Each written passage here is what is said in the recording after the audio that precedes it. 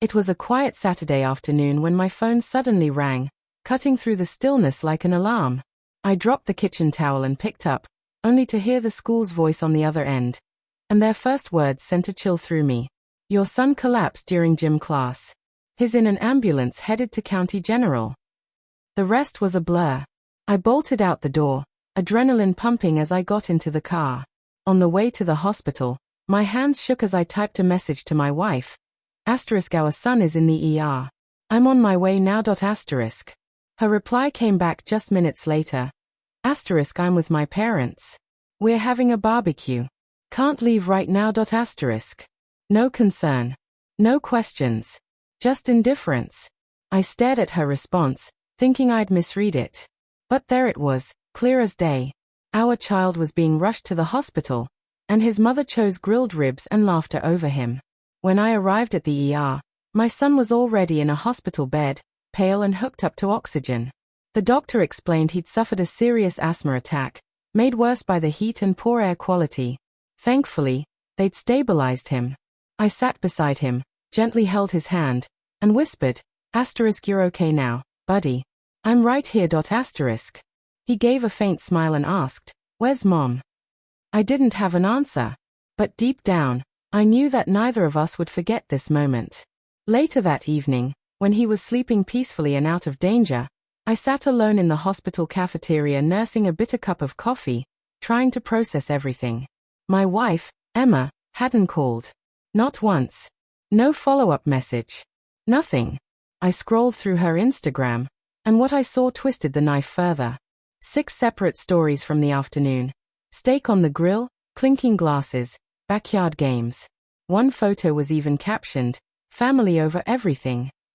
The hypocrisy made my jaw tighten. And then, something in one of the videos made me freeze. I replayed it. In the background, her mother, my son's grandmother, could be heard laughing and saying, "That boy is always getting sick. Honestly, I think he just wants attention. Weak, like his father." The words echoed in my mind. I'd supported these people for years, paid off their home, bought her dad his dream truck, covered their credit cards, health plans, even the premium life insurance they bragged about. And now they mocked my child.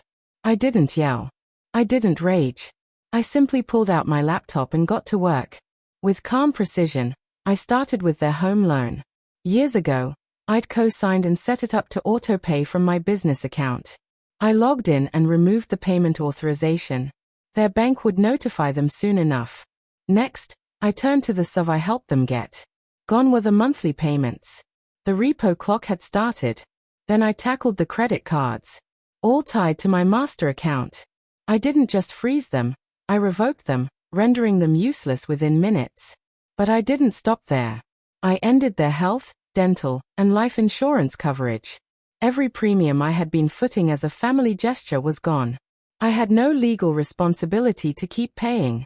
They would find out when the emails started rolling in. Even Emma's phone, still on my plan, wasn't spared. I cut her data, removed device access, and reset the account passwords. She could post to Instagram until the signal vanished mid-scroll. By midnight, I had also written a letter. Not to Emma, but to her younger brother, Andrew. He was one of the few people in that family who ever showed me kindness. I wrote, Andrew, I wanted you to know why I've chosen to step away. This isn't about revenge. It's about boundaries and respect. I've always treated your family like my own. But after hearing what your mother said while my son lay in a hospital bed, I can't continue to support people who treat illness as weakness. I hope, one day, you'll understand. I closed the laptop and looked at my son, resting calmly beside me. In that moment, I realized I wasn't just cutting them off financially, I was reclaiming my peace. The next morning began quietly, for me, at least. I got some coffee and returned to my son's room. He was breathing easier. His fever was gone. The doctors said he'd make a full recovery with rest. My phone, however, started buzzing non-stop. At 7:18 a.m., Emma called. I let it ring. At 7:19, her father called. Declined. At 7:22, the mortgage payment bounced. Email alerts were triggered. At 7:23, Emma tried again. Another voicemail. I ignored it. At 7:27, her mother messaged, *, did you cancel the credit cards? We're at the grocery store and none are working. *. I took a long sip of coffee and smiled. By 8 a.m., the chaos on their end was only just beginning. The group once proudly known as Family First crumbled into digital chaos after everything came to a head. Messages came in like firebombs. * Emma, what the hell did you do? Are you insane? You're ruining everything. *. Her father accused. * You've always been too emotional. This is ridiculous. Grow up. * Her mother chimed in. * You ungrateful little man. We treated you like family. * I waited 10 minutes before replying. Then, with hands steady and heart clear, I typed, * My son was in the emergency room. You were throwing a barbecue. And your wife, my wife, didn't even show up. You've shown me what family means to you. So now, I'm showing you what I no longer owe you. * I hit send. It felt like finally releasing 10 years of silent frustration. Later that day, a nurse approached me in the ER. There's a woman in the waiting area asking for you, she said. Emma. I walked out and saw her, disheveled hair, smeared makeup, keys clenched in one hand, phone in the other. She was clearly shaken. Are you really doing this? She demanded. You can't just cut everyone off like this. I met her glare with calm. Funny. That's exactly how I felt when you ignored my call from the hospital. She hesitated, trying again with a gentler tone. Let's talk. We can fix this. Maybe I overreacted. Maybe my parents. I held up my hand. Emma, this isn't punishment. It's protection. I'm protecting my son from people who don't value him. And that includes you. Her jaw tightened. Her grip on the keys grew white-knuckled. You'll regret this. I breathed slowly. No * you * will. When the car gets taken, when the house slips away, when you realize the life you relied on was built by someone you treated like he didn't matter. She turned without another word. No big dramatic exit, no tears. Just silence. And that silence said everything. She finally understood. 2 days passed. My son was discharged with medication and orders to rest. I didn't take him back to the home we'd once shared. I brought him to my new apartment, already set up, already ready. I'd moved quickly, knowing what was coming. Emma didn't handle the fallout well. The first major blow hit at work, when her prized white SUV was repossessed. A friend of hers, unaware of the fallout between us, shared that Emma had broken down in tears right there in the parking lot as it was towed away. I later saw the video. A coworker had recorded it, not to mock, but out of sheer shock. Then came the next shift.